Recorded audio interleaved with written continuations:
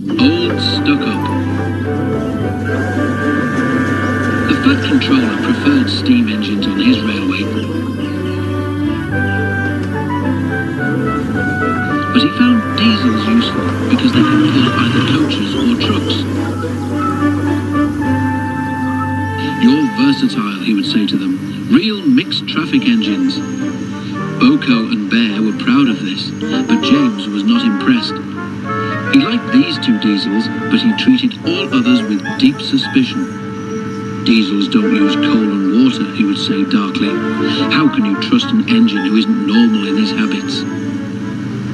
Visiting diesels sometimes boasted about how special they were.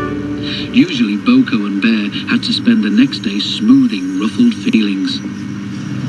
One day, a particularly haughty diesel came from the other railway. When the visitor found that he was to share the shed with steam engines, he stopped outside in disgust and refused to go any further. "Why on earth does your controller keep such out-of-date objects?" he growled rudely. "Dirty, smoky, slow things. Ugh!" He shuddered delicately.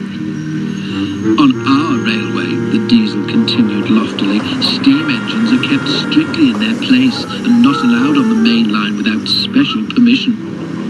Boko, who was showing the diesel round, lost patience. "Stay outside then if you're so proud about it," he said crossly. "I'm going to join my friends."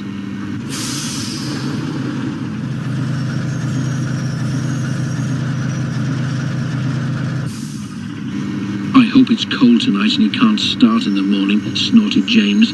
"At least someone might want to preserve us. Who'd need him, old stuck-up?" The engines were glad when morning came. They went to fetch their trains as early as they could, and the visitor was left alone.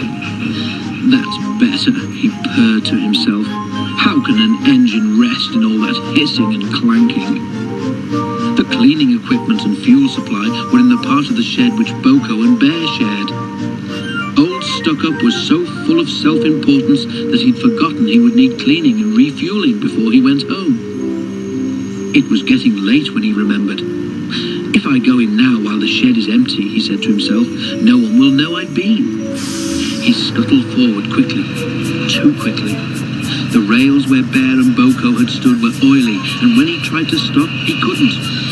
"Brake blocks and buffers, I'm slipping," he wailed as his wheels locked and slithered. He shut his eyes as, with a despairing whoop of horror, he crashed into the wall at the end of the shed. The diesel was not badly damaged, but a dreadful draft came through the hole in the wall. When the other engines came home, they heard the story from Douglas, who had cleared up the mess. "Ho, ho, ho," chortled Henry. "Old Stuck-Up came unstuck, did he? I say, Boko, what is it the Fat Controller calls you?" "Versatile," chuckled Boko. "But that isn't what he called Stuck-Up. I couldn't hear all he said, but I didn't think it sounded very polite."